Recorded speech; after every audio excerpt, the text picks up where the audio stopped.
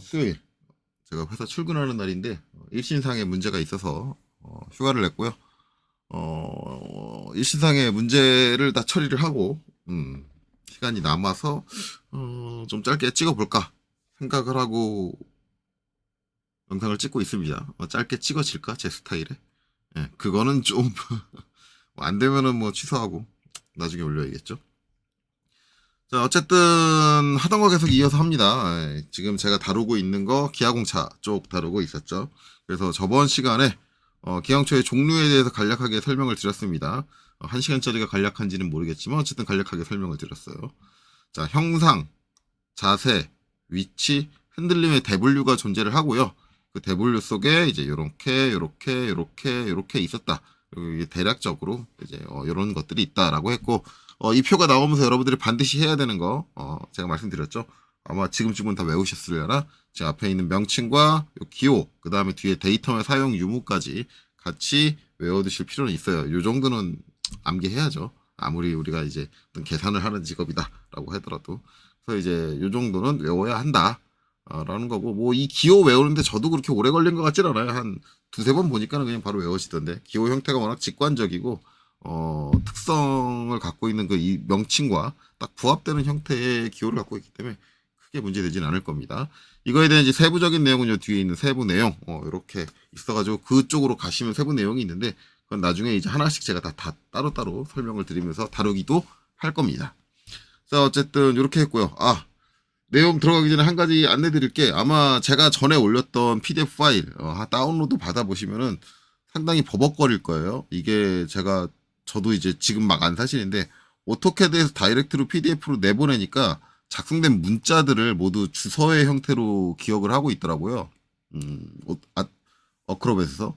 근데 이 주소의 개수가 지금 글자가 겁나게 많잖아요. 다 일일이 개별적으로 나눠서 주소로 판단을 하다 보니까 주소의 개수가 너무 많아가지고 아크로벳에서 상당히 버벅거리는 현상, 그 주소를 다 감지를 하느라 그런 현상이 발생을 하더라고요. 그래서 상당히 이제 무거운 형태의 파일이 되는데 파일 용량 자체가 무거운 게 아니라 문서 자체가 무겁게 동작을 할 뿐이에요. 그걸 다 감지를 하다 보니까. 그래서 제가 이 캐드에서 변환한 거를 다시 한번 변환을 했습니다. 그러니까 PDF에서 다시 한번 인쇄를 통해 가지고 PDF를 다시 만들었어요. 그렇게 했더니 주소 감지되는 게 사라지고 가벼워지더라고요. 그래서 지금 제가 지금 열고 있는 파일 자체는 상당히 가벼워요. 이렇게 막 쭉쭉쭉 가는데 예전 거는 막 이렇게 막 필로 이렇게 쭉쭉쭉쭉 스크롤을 하면은 되게 뚝뚝 끊기면서 스크롤이 됐었는데 혹시라도 이제 그 문제가 발생을 하시는 분들은 이제 새 문서 다운 받으시면 이제 그 문제는 없을 겁니다. 그리고 오타를 제가 중간에 몇 개 발견을 해가지고 오타도 좀 수정을 했는데 아마 설명하면서 더 오타는 나올 수 있을 것 같아요. 문서의 내용이 워낙 방대하다 보니까 제가 전부 다 오타 검수를 못했어요. 그래서 그런 건 있을 거니까 그런 것들은 뭐 발견하는 족족 수정해서 다시 올리도록 하겠습니다. 자, 어쨌든 저번에 이제 요거 설명을 했고 이제 그 다음에 내용으로 이제 뭘 할 거냐 되게 고민을 했어요. 다음 내용으로 이제 내려가 보면 이렇게 막 이상한 것들이 나옵니다. 쭉쭉쭉. 아마 기어공차 공부하신 분들, 앵간히 공부하신 분들은 여기 있는 기호들은 하나도 본 적이 없을 거예요. 특히 자격증 위주로 공부하신 분들 절대 볼 일이 없었을 겁니다. 근데 실제 기어공차 정의를 할 때 이렇게 다양한 형태의 기호들이 추가적으로 사용이 돼요.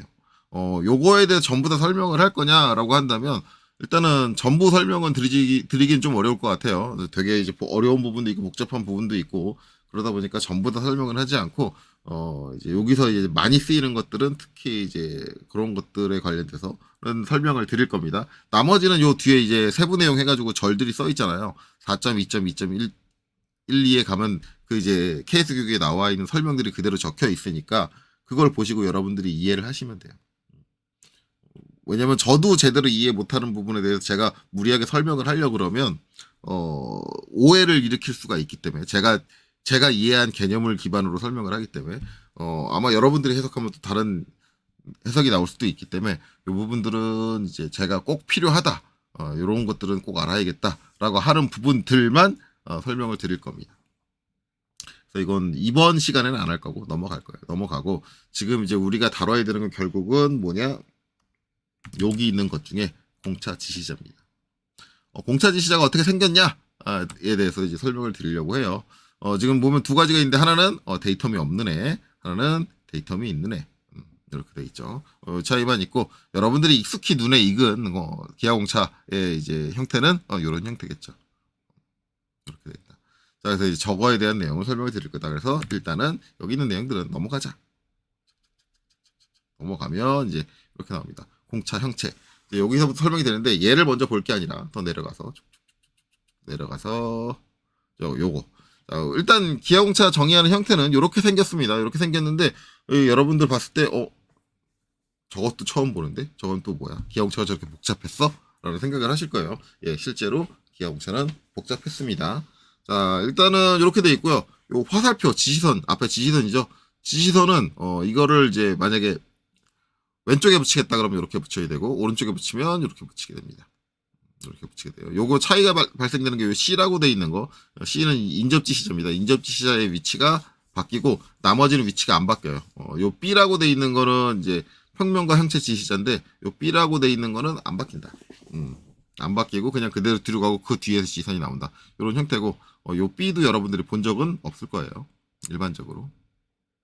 그렇게 됩니다. 그래서 실제 기아공차가 정의된 건 되게 다양한 상황에 대해서 지시가 되기 때문에 그렇게 단순하지는 않다.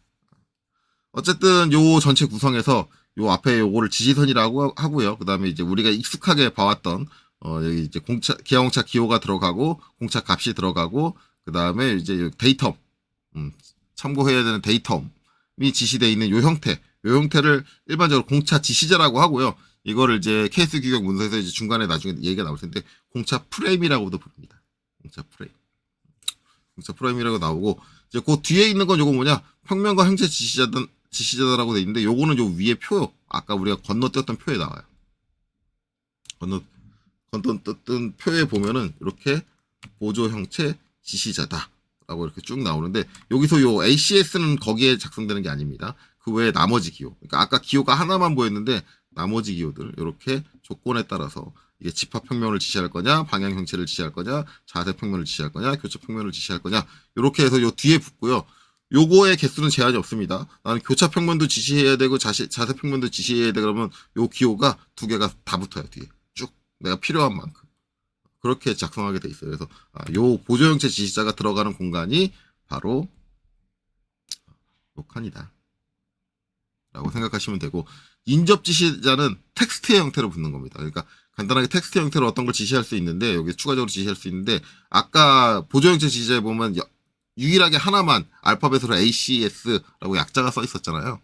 걔가 여기에 작성되거나 아니면 요 뒤에 작성되거나 요 밑에 작성되거나 위냐 밑이냐 아니면 옆이냐는 그건 설계자가 정하는 거예요. 나는 위에다 적을 거야. 근데 일반적으로 위에다 많이 적습니다. 위에다 많이 적고 이거는 꼭 위에만 적어야 되는 건 아니기 때문에 뒤에다 적고 싶다 그러면 뒤에다 적어도 되고 아래쪽에 적고 싶다 그러면 아래쪽에 적어도 되고 아니면 위아래 다 써야겠다 내용이 많아가지고 거기 이 인접 지시자에 쓸 수 있는 게 그거 ACS 하나만이 아니에요. 되게 다양한 게 있어야 돼. 이제 쭉 이제 공차 형태들을 살펴보면 이제 계속 나오겠지만 되게 다양한 형태가 있기 때문에 만약에 내가 여러 개를 동시에 지시를 해야 된다 그러면은 뭐 하나는 위에 놓고 하나는 밑에 놓고 하나는 뒤에 놓고 뭐 이렇게 놓을 수 있겠죠.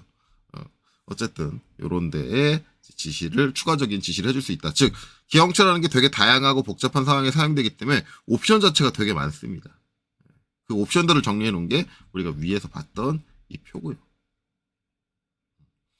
우리가 이제 기본적으로 자격증 때 보는 거는 아주 빙산의 일각만을 보고 있는 겁니다.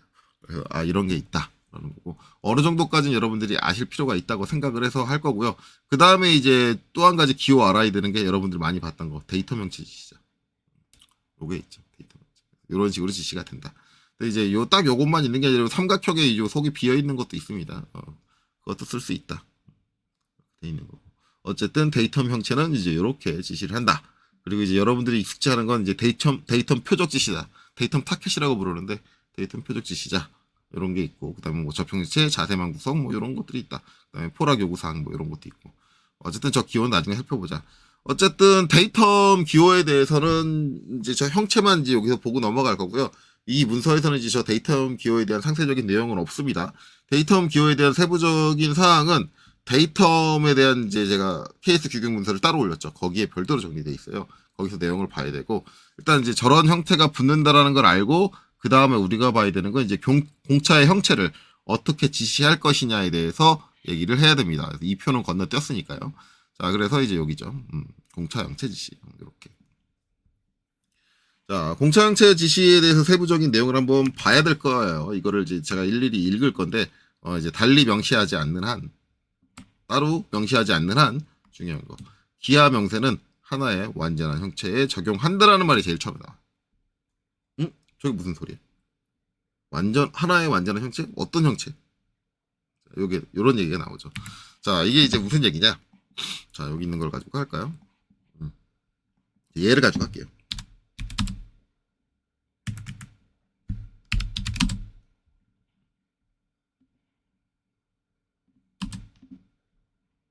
이렇게 복사해서.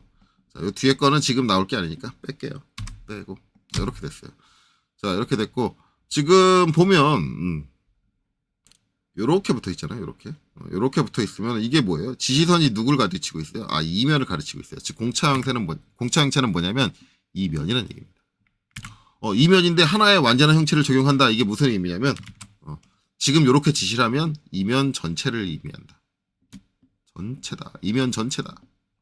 내가 공차를 확인해야 될 부분은 이면 전체다라는 걸 의미를 해요.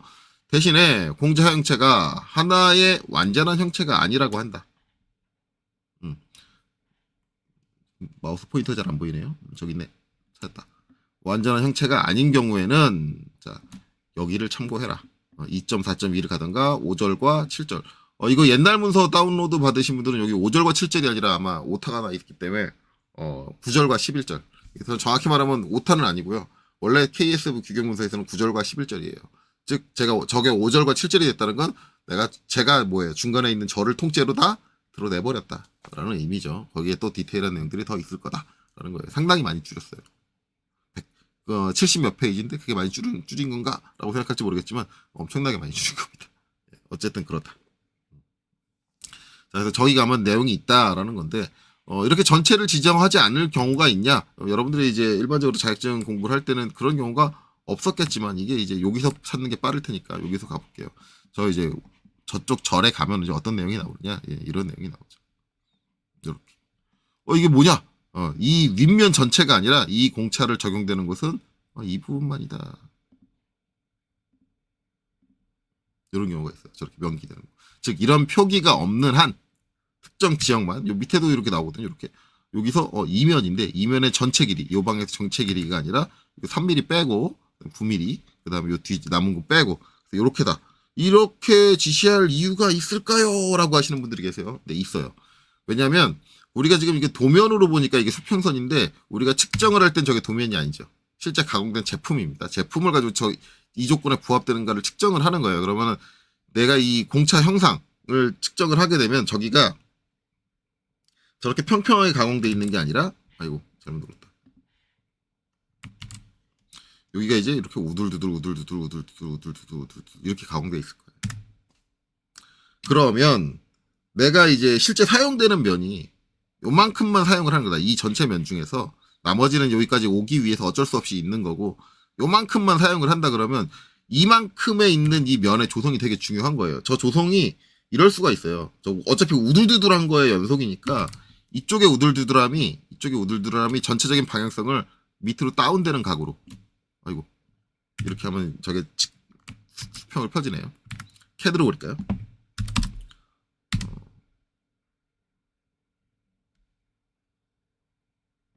여기서 직격 끄고 전체적으로 이쪽의 면의 조성은 이렇게 다운되는 각으로 가고 이쪽의 면의 조성은 이렇게 올라간다. 이럴 수가 있어요. 이런 상황에서 내가 요 면만 쓸 건데 이 면까지 같이 포함해서 포락을 해가지고 같이 포함을 해서 이 특성을 보면은 만약에 면의 조성이 여기까지 볼게요. 여기까지 여기서부터 볼게요. 여기서 면의 조성이 이렇게 흘렀다라고 하면 이 면의 조성은 어떻게 되냐면 아마도 이렇게 될 거예요. 제일 높은 데서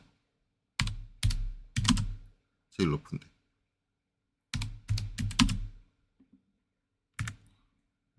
요렇게 될 거예요. 각이. 근데 실제 우리가 측정하려고 하는 곳의 면의 조성의 각은 이렇게 되거든요. 그러면 내가 저 부분을 명확하게 안 해주면 실제로는 평행하지 않는데 내가 원하는 측정 조건은 저 부분이 평행해야 되는데 저 부분은 평행하지 않은데 이렇게 측정돼 버려서 평행한 게 돼버리는 수가 있어요. 잘못 측정되는 거죠. 오측정이 있을 수가 있어요. 그렇기 때문에 내가 사용하고자 하는 면의 크기가 이 면 전체가 아니라면 별도로 저렇게 지시를 해줘야 됩니다. 그러니까 우리가 아무 때나 그냥 저 별도에 이렇게 이런 지시 없이 기하공차를 붙여주는 게 아니라 그 상황에 맞춰서 실제 그 면이 하는 일하는 면이 어디서부터 어디까지인가, 실제 작업을 하는 내가 사용하는 면이 어디서부터 어디까지인가, 이런 것들에 따라서 표현 형태가 달라진다. 그런데 우리가 일반적으로 많이 봤던 저런 이제 영역의 지정 없이 부착됐던 이제 기하공차의 형태는 일단 붙은 지시가 별도로 없으니까 뭘로 본다? 완전한 형체로 본다. 그 얘기를 하고 있는 거예요. 첫 번째네. 그래서 그게 아닌 경우는 여기를 참고해라. 아까 그것처럼 그런 식으로 별도의 면을 지시를 해줘야 된다. 자, 그 다음에 내용을 보면은 기하 명세가 외곽 형체에 해당할 때 기하 명세의 징시는 다음 방법 중 하나로 끝나는 기입선과 지시선에 의한 공차 형체에 연결돼야 된다. 이런 얘기가 나와요. 그러니까 이제 기하공차, 이게 무슨 얘기냐면 기하공차 요 프레임 있죠. 공차값이 적혀있는 요 프레임은 형체하고 연결돼야 되는데 뭘 이용해서? 기입선과 지시선을 이용을 해서. 여기 보면 기입선과 지시선에 의해서 공차 형체에 연결되어야 한다는데 요게 지시선이죠. 지시선. 이렇게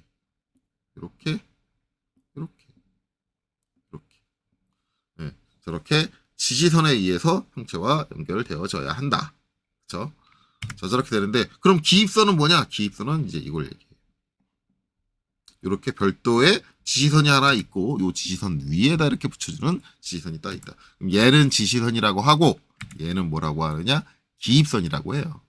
여러분들이 이제 기하공차 붙이는 형태 일반적으로 알고 있는 거는 거의 대부분 이렇게 치수 보조선에서 이렇게 연결된다. 근데 요거는 뭐냐면 요 치수 보조선이 뭔 역할을 해주냐면 기입선의 역할을 해줘요. 치수 보조선의 기입선, 즉 이 면을 지칭을 해야 되는 건데, 지금 여기 있는 이 면을 지칭해야 되는 건데 이 면에서 연장된 치수 보조선을 기입선의 형태로 활용을 하고 있다라고 보시면 되고, 아니면 이렇게 형상에다가 다이렉트로 지시를 한다라는 거죠. 그래서 일반적으로 이제 가장 명확한 거는 형상에다 다이렉트로 지시선으로 저렇게 지시를 해주는 건데, 일반 도면을 작성을 해보면 이쪽에 치수 기입되고 막 요 안쪽이 되게 복잡해요. 복잡하다 보니까 기형체를 요 안쪽에 넣기는 힘들다 보니까 이렇게 됐는데, 일반적으로 치수 보조선에다 이렇게 지시를 해서 이 보조선으로 요 면이다라는 걸 인지를 하게 하는데, 간혹 가다가 이렇게 넣기도 힘든 경우가 있어요. 이렇게 넣기도 힘들다. 지금 요 면에다 넣기 힘든데? 그러면 뭐예요? 이렇게 평면에서 바라볼 때도 넣을 수 있다라는 거예요. 이렇게.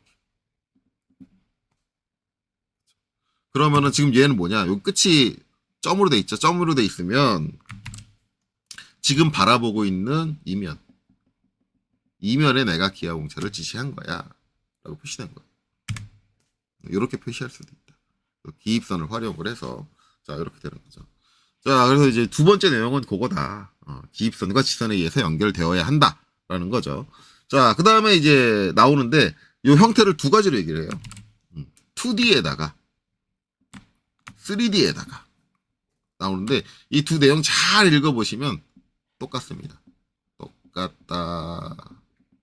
똑같은 내용인데 상황이 다르다 보니 2D에다 기입하느냐 3D에다 기입하느냐 그게 다르다 보니 저런 말을 굳이 쓴 거다. 다르게 볼 필요가 전혀 없다. 내용들이 다 일치해요.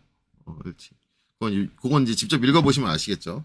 자, 그래서 이제 추가적인 세부적인 내용을 보면은 얘는 이제 2D 주석에 기입할 때 외형선 인하라고 돼 있죠. 외형선 인하. 그러니까 외형선 인하는 이거예요.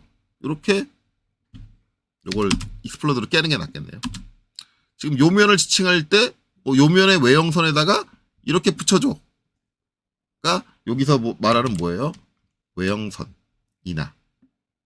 요거죠. 외형선에 붙여줘 라는 거고, 그 뒤에 나오는 게 뭐예요? 외형선의 치수 보조선 위에. 그게 뭐예요? 요거죠. 치수 보조선 위에가 나오는데 중요한 건 요 다음이에요. 그러나 치수선과 확실하게 분리된. 여러분들 이제 기형차 처음 접하시는 분들이 선생님 아니 이거를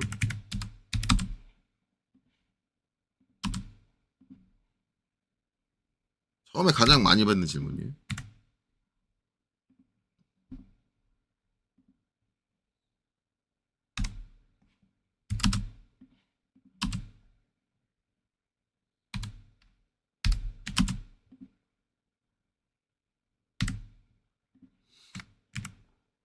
아니 얘랑 왜 달라요? 똑같은 데서 나온 치수 보조선에 붙여준 거잖아요. 라는 거잖아요. 근데 지금 여기서 하는 얘기는 뭐예요? 그러나 치수선과 치수선이 뭐예요? 치수선이 얘잖아요. 화살표 붙은 이 선이 치수선이잖아요. 치수선과는 뭐라고 돼 있어요? 확실하게 분리. 붙이지 말아라. 이거 아니다. 즉 내가 이면을 지칭을 한다고 하면 이렇게 기입을 하면 절대 이건 얘를 지칭하는 게 아니야. 즉 이렇게 표시했을 때는 다른 경우가 있다라는 거를 처음부터 암시하고 있습니다. 다른 경우다. 우리는 이걸 다른 경우로 이렇게 붙였을 때는 다른 경우로 약속을 했어. 그러니까 이렇게 하지 마. 네가 이면을 지칭할 건데 이렇게 지칭해버리면 다르게 해석할 거야. 이런 의미예요. 그래서 절대 안 되는 거야. 절대 저기다 붙이지 말아라.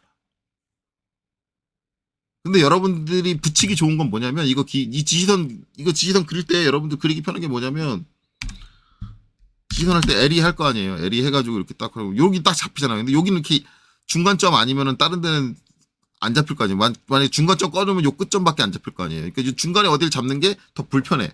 그러니까 여러분들은 잡기 편한 게 뭐예요? 여기가 잡기 편하니까 이렇게 자꾸 붙인다고. 근데 이러면 안 된다고 무조건. 그래서 내가 한 면을 지칭할 때는 반드시 요 치수 보조선을 사용해도 되나 여기서 요 치수선과 일치하는 위치는 피해라 라고 얘기를 하는 거예요. 그런 이유 때문에 그거를 아예 KS 교육에서 명확하게 얘기를 하고 있죠. 분명히 분리해서 해라. 자, 그 다음에 지시선의 끝맺음은 화살표가 형체의 외형선이나 치수 보조선에서 끝나는 경우 이건 위의 내용과 중복됩니다. 같은 내용인데 뭘 또 적었어? 이게 이제 2D에 대한 세부 내용이 있거든요. 뭘 또 적었어? 그 다음에 이제 지시선 형체의 경계 안에서 끝날 때는 점의 표면이 보이면 점은 안을 채우고 갑자기 점이 나오네? 네, 점은 요거죠. 요 끝을 이렇게 점으로 할 수 있는데 이게 요 외형선에 붙일 땐 점을 안 써요. 외형선에 점을 안 쓰고 그거 어디 예시가 나오냐? 여기 나오죠. 여기. 이렇게 기하공차를 지칭할 면의 표면이 보이는 상태, 즉 평면의 상태에서 이렇게 붙여줄 때는 끝을 뭘 써요? 점을 써요. 그래서 제가 아까 이렇게 표기하면 지금 보이는 요 면이야 라고 얘기를 했는데 일반적으로 이런 경우에는 점의 안을 채우고 그쵸? 이렇게 돼 있어요. 채우고 이렇게 속이 꽉 차 있는 원을 쓴다라는 점으로 붙인다는 거예요. 그런데 표면이 보이지 않을 경우 즉 여기는 지금 외형선으로 돼 있잖아요. 지금 여기 지금 옆에 거는 이렇게 수문선으로 돼 있고 즉 얘는 지금 내가 지칭한 면이 요 면이야. 근데 얘는 아니죠. 얘는 요게 아니라 요 수문선인데 즉 반대면이다 라고 한다면 얘랑 똑같이 이렇게 기입하면 안 되고 지금 여기 그림에도 보이죠. 이렇게 무슨 얘기냐 그 뒤에 나옵니다. 표면이 보이지 않을 때는 점의 안을 채우지 않고 얘는 채워져 있고 얘는 비워져 있고 채우지 않고 그 다음에 이 선 자체 기입선 자체는 아니면 기입선이 아니면 지시선을 바로 여기다 붙일 수도 있거든요. 그러니까 얘는 지금 기입선을 활용해서 붙였는데 이거를 다이렉트로 여기다 붙일 수도 있어요. 이렇게 이런 식으로 그거 둘 다 가능해요. 꼭 기입선을 써야 되는 건 아니에요. 둘 다 가능한데 단 어찌됐든 저렇게 붙였을 때는 여기는 속이 비어있는 점하고 그 다음에 얘는 수문선. 근데 수문선은 아니에요. 정확히 말하면. 왜냐하면 요 선의 굵기가 수문선의 굵기가 아니야. 파선.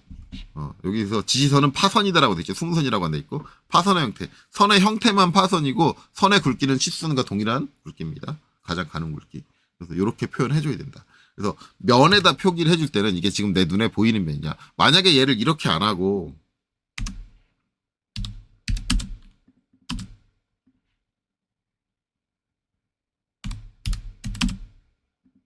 이렇게 했다. 그러면 얘는 요 수문선 있는 요 면을 얘기하는 게 아니라 지금 요 윗면 얘기하는 거다. 지금 요 윗면 얘기하는 거다. 내가 이렇게 기입했다고 하더라도. 이거는 분명히 오해의 소지가 있는 거예요. 내가 잘못 이해하고 있으면. 그렇기 때문에 이렇게 면에다 지칭을 할 때는 앞면인지 뒷면인지를 요 지시선 또는 기입선의 형태를 가지고 명확하게 해줘야 된다. 이게 앞면이냐 아니면 뒷면이냐. 그거를 여기서 두 번째 거에서 얘기를 하고 있다. 근데 요 3D 보면 여기도 똑같은 얘기 나와요. 표면이 보이지 않을 때는 점의 안은 채우지 않고 지시선은 파선이다. 여기 있는 내용하고 여기 있는 내용은 똑같다니까. 형태는 다르게 썼는데. 이렇게 되죠. 자, 그 다음에 화살표는 표면을 가리키는 지선을 사용하여 기입선 위에 놓아도 된다. 그건 요걸 얘기하죠. 기입선을 사용하고 지시선을 기입선에다 붙여도 된다. 요거 얘기하는 거예요. 이렇게 해도 되고 아까도 얘기했지만 그냥 기입선 없이 다이렉트로 이렇게 하셔도 돼요. 상관없어요. 대신 요건 점으로 바뀌어야겠죠. 둘 다 가능합니다. 뭐 기입선을 쓰는 거는 그냥 이 형태를 고정적으로 쓰기 위해서 이렇게 그냥 꺾여있는 형태 고정적으로 쓰기 위해서 그런 거고, 뭐 그거는 이제 어떻게 쓸 거냐는 설계자가 알아서 하면 됩니다. 그걸 뭐 어떻게 해라 말하는 없어요. 기본적으로 이제 공차 형체를 지시를 할 때는 이런 룰을 따른다라는 건데 이 룰 말고 다른 룰이 하나 더 있어요. 그래서 나오는 게 요 밑에 내용입니다. 자, 기하 명세가 유도 형체라는 얘기가 나와요. 유도 형체. 우리가 지금 여기서 본 건 뭐냐면 실제 제품이 가지고 있는 표면. 내가 공차를 지정하고 싶은 게 내가 지금 만든 물체의 표면이야 라고 한다면 그건 이제 공차 형체인데, 단 여기서 말하는 유도 형체는 뭐냐? 중앙점, 중앙선 또는 중앙표면이라는 거죠. 이게 저도 케이스 규격 보면서 참 희한했는데 얘네들이 이거를 중심선이라고 표현을 안 해요. 다 중앙이라는 표현을 써요. 중앙. 요 중앙선이라는 게 여러분들이 흔히 알고 있는 중심선이에요. 그래서 요 뒤에도 이제 계속 중앙선 하는데 저는 이 문서 작성하면서 다 그걸 중심선으로 바꿨어요. 중심선. 요거는 이제 초반에 제가 그거를 인지 못하고 안 바꾼 거예요. 그러니까 이런 얘기가 나와요. 중앙선은 다음 중에 어느 하나로 지시를 한다. 라고 나와요. 몸체 형체의 치수선의 치수 보조선에서 화살표에 의해 끝맺는. 표현을 왜 이렇게 썼어? 이게 얘네들이 이 문서를 작성을 할 때 참 희한하게 작성을 해요. 제가 봤을 때는 이게 그냥 번역을 거의 직역에 가깝게 하다 보니까 이런 일이 발생한 것 같아요. 이거 이제 실제 케이스 규격 문서 열람해가지고 보시면은 얘네들이 이거를 그냥 번역을 해서 썼다라는 게 딱 느껴져요. 이해를 하고 쓴 게 아니라 거기 있는 말을 그대로 번역해서 그대로 썼구나. 이게 IS 규정에 먼저 생긴 거니까 영문으로 된 걸 그대로 직역을 했구나. 단순히 이 글만 직역을 한 게 아니라 여기 그려져 있는 그림들 보면 실제 케이스 규격 문서 가서 보세요. 저는 다 바꿔놨어요. 바꿔놨는데 실제 보시면 얘네들이 삼각법을 안 썼어요. 일각법을 썼어요. 우리나라에서 일각법 잘 안 쓰거든요. 옛날부터 안 썼거든요. 근데 여긴 일각법이야. 근데 여러분들이 오토 인벤터라든가 아니면 솔리드웍스라든가 3D 캐드들 저기 서양권에서 개발된 소프트웨어들을 딱 보면은 기본적으로 2D 도면 전개할 때 설정되어 있는 게 뭐예요? 일각법이에요. 서양은 일각법을 기본으로 봐요. 삼각법이 기본인 건 거의 동양권이에요. 그러니까 그림마저도 우리나라에서 삼각법을 잘 안 쓰는데 그 ISO 문서에 있는 그림을 그대로 그린 거야, 거의. 그러다 보니까 일각법으로 다 놓은 거야. 저는 이 문서에서 삼각법으로 다 바꿔서 해놨을 거예요. 거의 대부분. 우리나라 사람들한테 익숙지 않으니까. 일각법. 그게 그대로 느껴져요. 어쨌든 그런 것 때문에 하는 건데, 제가 저런 얘기를 왜 하냐면, 앞전에 뭔 얘기를 했냐면, 이게 요 지시선이 치수선하고 일치하지 말라고 여기서 뭐라 그랬어요? 치수선과 확실하게 분리된이라고 얘기했잖아요. 지금 얘가 말하는 화살표에서의 끝맺음이 뭐냐면 이 화살표의 끝맺음이 치수 보조선에서 치수선의 화살표하고 일치하게 놓으란 얘기예요. 이 얘기를 잘못 표현하고 있는 거죠.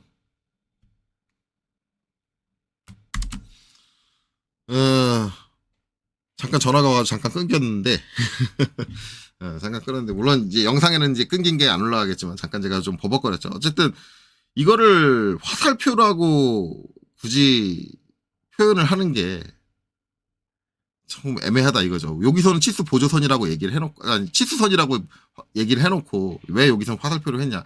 치수선에 의해서 끝맺는다. 치수선과 일치하게 끝맺는다. 그렇게 명확하게 적어야지.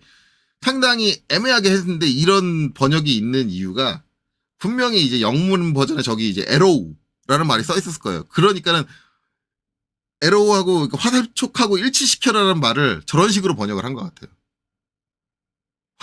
화살표에서 끝낸다라는 식으로. 그 직역한 거에 문제가 고스란히 문서에 담겨 있다. 그러니까 이 문서를 번역한 IS 표준 문서에서 번역하는 사람도 조금 내용을 이해를 하고 의역을 할 필요가 있는데 그러지 못한 것 같아요. 어쨌든 첫 번째 나오는 내용은 이겁니다. 우리가 이제 중심 표식을 중심선이든 중심점이든 아니면 중심 평면이든 그거를 지정을 할 때는 그걸 중심으로 사용하고 있는 치수, 그 치수의 치수선과 일치하게 놔야 된다. 그래서 이제 밑에 보면 이렇게 놔주죠. 이렇게 놔야 한다. 이렇게 놔야 한다. 이렇게 놔야 한다라는. 그러니까 우리가 그냥 이 면만 한 면만 지정을 할 때 여기에 이렇게 일치하게 넣으면 안 되는 게 그걸 저렇게 일치하게 놔버리면 이 면을 지정한 게 아니라 이 두 면 사이에 요 중간이다라는 걸 지정한 게 되는 거예요. 그렇게 됩니다.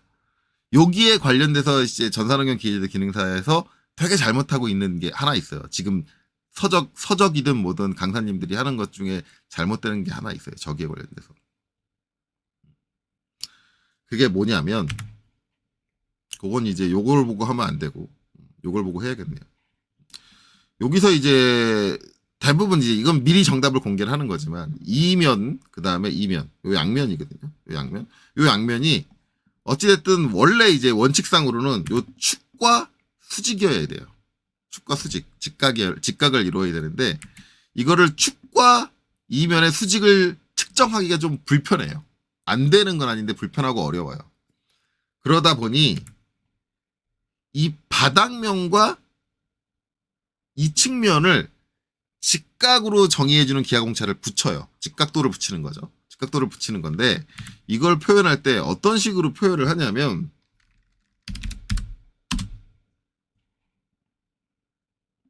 자, 지금은 임의로 붙일게요.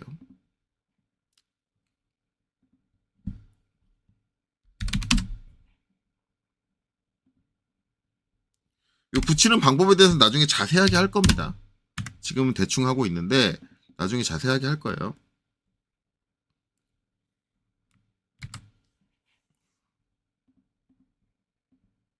지금 명령어 설명도 없이 그냥 저 명령어 알려드린 적도 없는데 제 영상에서는 그냥 막 쓰고 있죠.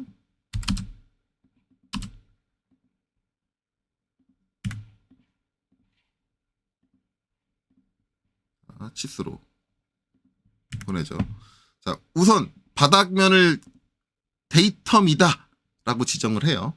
솔직히 말하면 어제 처음부터 제가 요렇게 데이텀을 붙이면 바닥면이 데이텀입니다 라고 얘기하는데 이것도 솔직히 말하면 잘못된 표현이에요. 저번에 영상 찍고 나서 저 그 표현 쓰면 안 되는데 근데 습관이 돼가지고 왜냐면 저도 처음부터 잘못 알고 있었으니까 습관이 돼가지고 아직도 그렇게 얘기를 하는데 그거는 나중에 데이텀 쪽 설명할 때 제가 다 왜 그게 잘못된 건지 말씀을 드릴 거예요. 드리는데 일단 지금 이면을 지칭하는데 이렇게 붙이면 안 돼요.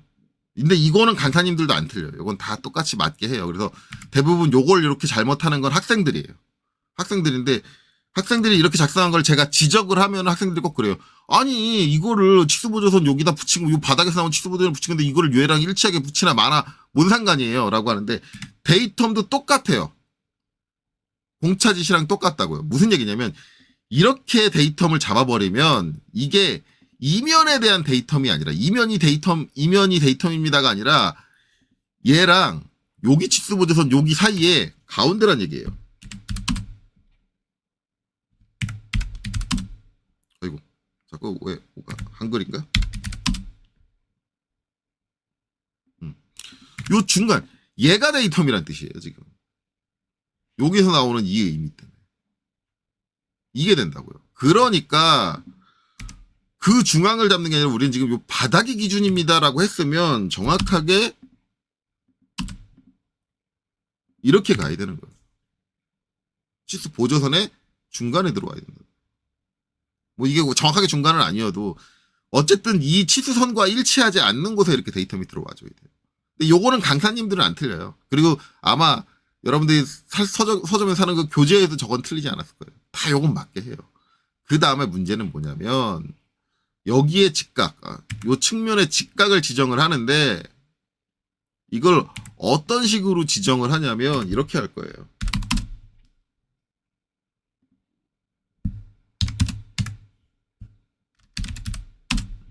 지금 대충 할게요. 대충. 공짜값도 대충.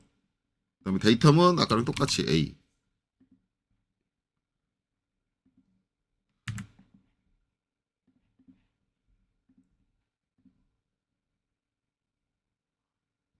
시스로 보내주고요. 이렇게 작성할 거예요. 거의 대부분. 그 값은 신경 쓰지 마세요. 지금 대충 한 거예요. 값을 정하는 건 나중에 또 얘기할 거예요. 직각도를 데이텀 A에 대해서 직각을 이면이 직각이어야 된다 이렇게 정의하는데 이렇게 지시하면 이면이 직각이라는 의미가 아니에요. 아닌데 대부분 그 교재나 그 강사님들이 이렇게 하는 이유가 뭐냐면 이게 원래 직각이 이면 하나가 아니라 이면도 직각이고 이면도 직각이어야 돼요. 그러면 이쪽에서 따로 지시하고 이쪽에서 따로 지시해야 되거든요. 따로따로. 그러니까 요 기하공차를 두 개를 넣어야 돼. 두 개를. 넣어야 되는데 그게 귀찮으니까 이걸 처음에 개발한 사람이 누군지 모르겠지만 야 그러면 여기다 붙여놓고 치수선과 일치하게 붙여놓고 이거를 양면을 다 본 걸로 치면 되는 거 아니야. 그렇게 생각할 수 있는 게 뭐냐면 실제 측정을 할 때 이 공차를 측정을 할 때 얘를 여기다 붙여놓으면 이 중간을 잡아야 되잖아요. 중간 이렇게 붙이면 이 중간에 대한 거라 그랬잖아요. 중간에 대한 거. 중간을 잡으려면 어떻게 해야 되냐면 이면과 이면을 측정을 해서 두 면을 다 측정해서 절반 와야 돼요. 그래야지 중간값이 나와요. 그러니까 어차피 측정할 때 이면도 측정하고 이면도 측정하잖아. 그러면 이걸로 직각도 본 걸로 치지. 근데 그게 안 된다고요. 왜냐하면 이거의 의미는 요 중립면이기 때문에 이면이 직각인 걸 봐야 되는 건데 저렇게 표기해 버리면 어떻게 되냐면 이게 서로 대칭으로 이렇게 기울어져 있으면 양면이 중립면은 수직이에요. 이렇게 기입한다는 얘기는 이래도 상관없다라는 얘기예요. KS 규격이나 IS 규격이 정의된 그 기준에 따르자면 이래도 상관없다고요. 왜? 똑같은 양의 각이 기울어지면 그 중립면은 얘예요. 직각인 면이에요. 우리가 원하는 데이텀과. 이거 아니라고요. 말도 안 되는 거라고요. 근데 저도 저 말도 안 되는 게 맞는 건 줄 알았어요. 왜? 그전에 저도 그런 식으로 학습이 됐으니까. 근데 문서를 아무리 뒤져봐도 제가 케이스 규격 문서를 처음 봤을 때는 아무리 뒤져봐도 저게 저렇게 될 수 없는 상황이네. 왜? 이 상황은 무조건 중립면에 대한 정의니까. 아니 그럼 우리 앞으로 이걸 중립면에 대한 정의로만 쓰지 말고 중립면에 대한 정의도 쓰고 이것도 쓰지. 그러면은 이거를 중립면에 대한 정의를 썼는지 양쪽면에 대한 정의를 쓴 건지 본인은 나 이거 양쪽면 정의에서 쓴 거야 라고 본인은 생각하지만 해석하는 사람도 그렇게 해석을 하겠냐고요. 그건 아니라는 거죠. 애당초 그렇게 약속이 될 수 없고 약속 자체가 모호해지는 거잖아요. 케이스 바이 케이스인데 케바케가 돼버리는데 도면에서 우리가 하는 지시 자체는 명확해야 되는 거거든요. 케바케가 돼서는 안 돼요. 내 기분 따라서 해석되면 안 된다고요. 그 누가 나랑 생각이 전혀 다른 그 누가 와도 똑같이 해석돼야 된다고요. 그렇기 때문에 모호한 형태의 약속을 하면 안 되는 거예요. 도면에 사용되는 약속은. 이럴 수도 있고 저럴 수도 있어. 이런 약속 자체가 안 되는 거죠. 그러니까 이게 잘못된 거다. 이런 식으로 하면 안 된다. 얘를 만약에 정의를 하겠다면 무조건 이면 따로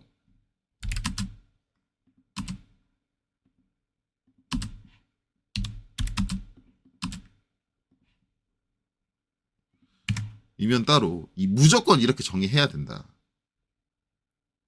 이게 맞는 거다. 그러니까 본인의 귀찮음을 어떻게 처리하려고 편법을 생각을 했는데 그거는 본인만 생각한 편법이지 약속돼 있는 것이 아니잖아요. 도면에 있는 것들은 모두 다 약속된 형태로 되어 있어야지만 동일하게 해석이 되는데 그걸 처음에 어떤 놈이야 대체. 지멋대로 그렇게 해버렸다는 거지. 근데 진짜 웃긴 건 그 지멋대로 한 거를 우리나라에서 교육 쪽에서는 다 받아들인 거야. 이 지멋대로 한 것만 살아남은 거야. 이렇게 교육한 사람만. 왜? 학생들이 봤을 때 이게 편하거든. 한쪽에만 묻히는 게 편하거든. 이렇게 하라 그러면 본인들도 싫거든. 그러니 어떻게? 자기네들 엉터리로 자기네들을 편하게 해준 강사가 더 잘 가르친 강사가 돼버린 거야. 그리고 지금 강사들은 그 피해를 고스란히 받아가지고 이게 아까 보여드렸던 그 형태가 어떤 형태가 이 형태가 맞는 건 줄 알아. 아니 그럼 지금 강사들은 죄는 없지. 왜? 난 이게 맞는 거라고 배웠는데 어떻게 본인도 이게 맞는 거로 알고 있는데 이렇게 가르치지. 유튜브를 뒤져보고 어디를 뒤져보고 이 전산환경 기계도 기능사나 아니면 일반 기계기사 가르치는 사람들 강의 다 뒤져봐요. 다 이렇게 한다? 그분들도 죄 없어. 왜? 그분들도 그렇게 배웠으니까. 그러나 아쉬운 점은 뭐다? 왜 의심하지 않았냐? 본인을 가르친 사람이 엉터리로 가르쳤을 거라는 건 왜 의심하지 않았냐?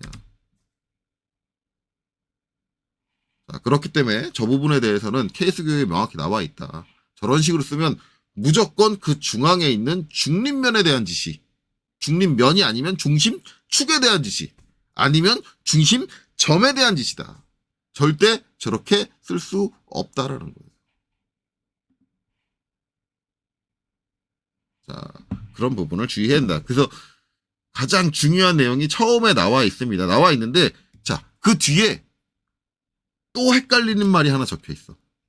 자, 회전의 경우 공차의 지시자의 영역, 형체 그리고 특성 부분에서 위치한 수식자, 중앙 형체에 의한 지시가 가능하다. 이 경우는 지시선을 실수선에서 끝맺을 필요 없다. 그러니까 번역이 진짜 웃긴 게 위에서는 화살표의 끝맺음이라고 하고 밑에서는 또 다시 치수선에서의 끝맺음이야. 야, 번역기 돌렸니? 좀 내용을 파악을 하고 동일하게 번역을 하지. 자, 그렇습니다. 어쨌든 끝맺을 필요가 없대요. 우리 지금 뭐 하고 있어?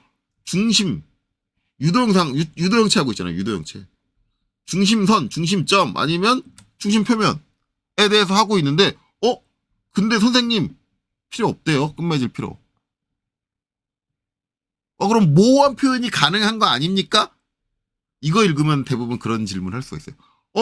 이거 아까 선생님 모호한 표현 쓰면 안 된다 그러는데 얘 모호한데요?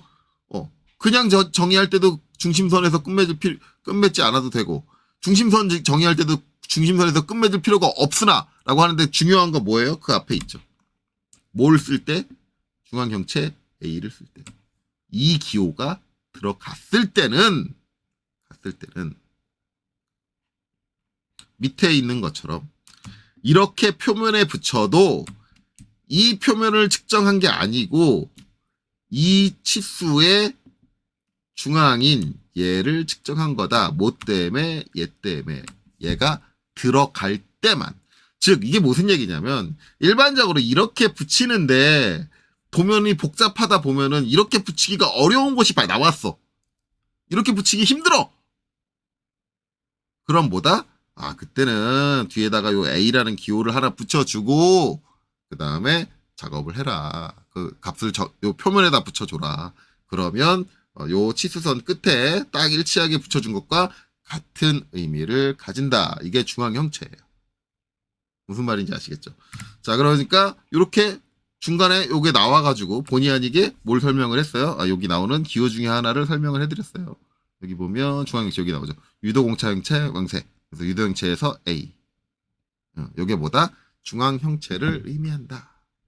즉 표면에 붙여도 이게 표면을 공차 형체로 지정을 한 게 아니라 그 중앙을 공차 형체로 정의한 거다. 근데 그렇게 하면은 또 여기서 이런다. 여기서 그럼 이거를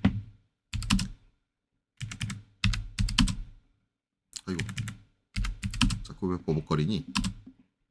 이렇게 붙여놓고 좀 올릴게요. 됐습니까?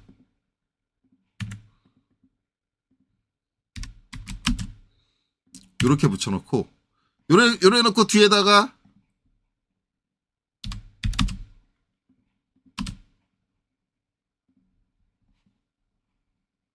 A를 붙여주면 요 중심 평면에 대한 거겠네요. 근데 요거는 여기 써 있습니다. 회전의 경우에만.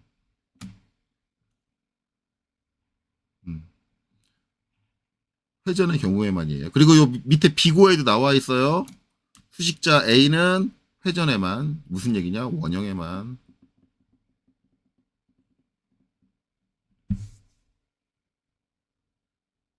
즉 이때는 그럴 수 없다. 이때는 공간이 없어도 무조건 이렇게 기입해야 된다.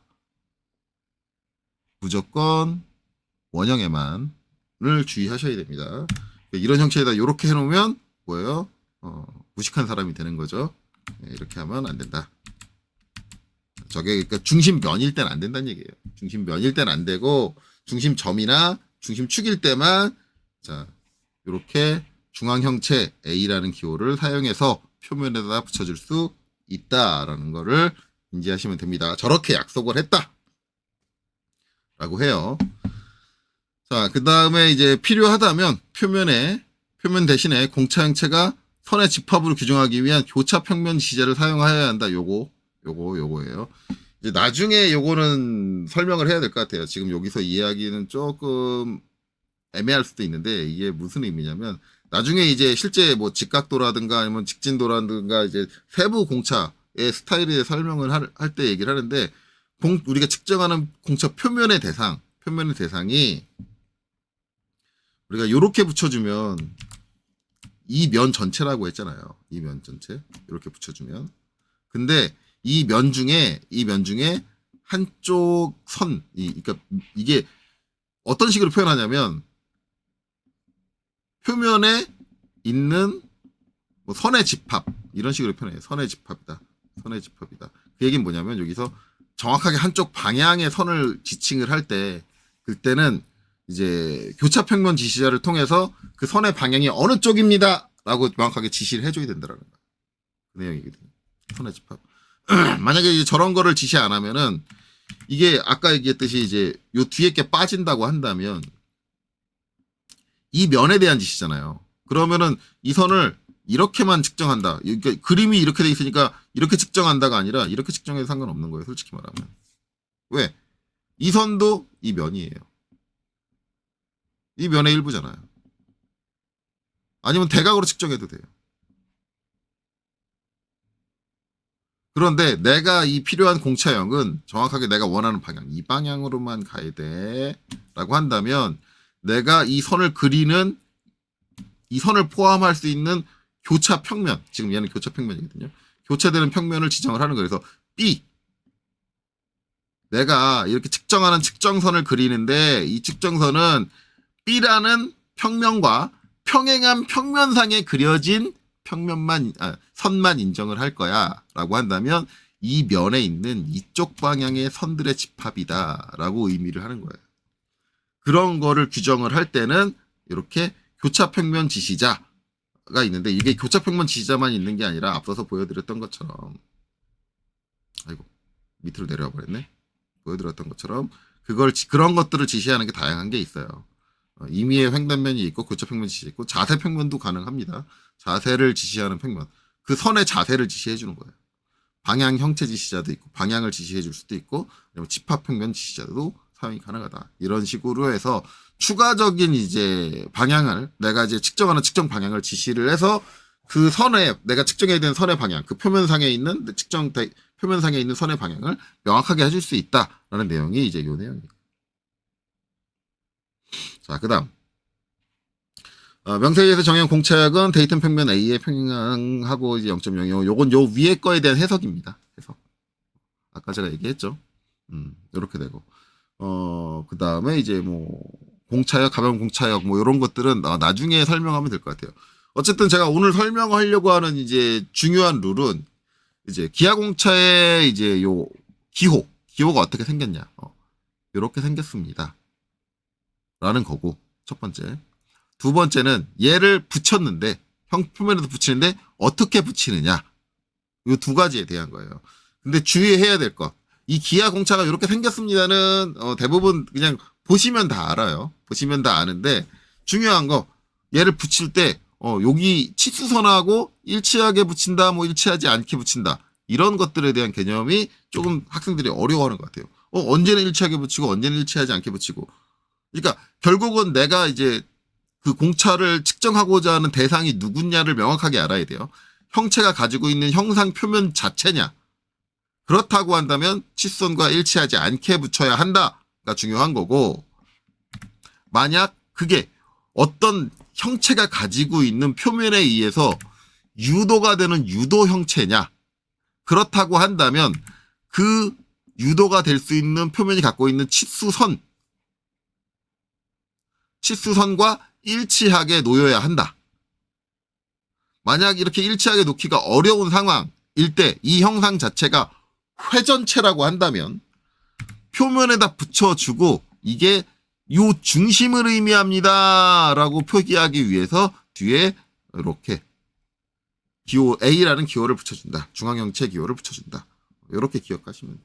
그래서 이런 식으로 표현을 한다.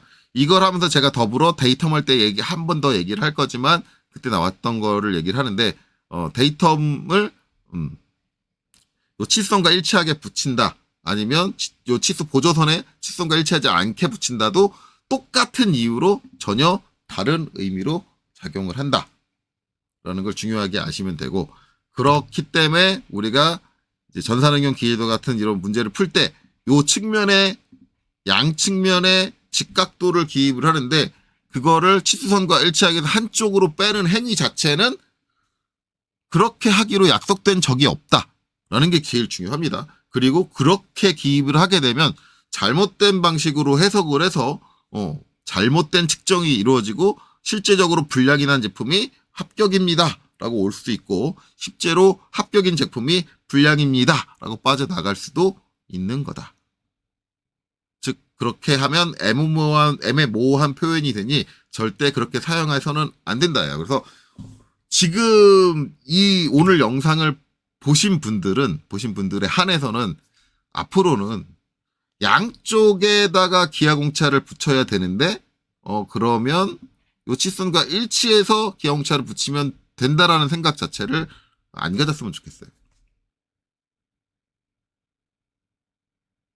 여기 보신 분들을 한해서, 물론 못 보신 분들은 당연히 여전히 모르겠죠.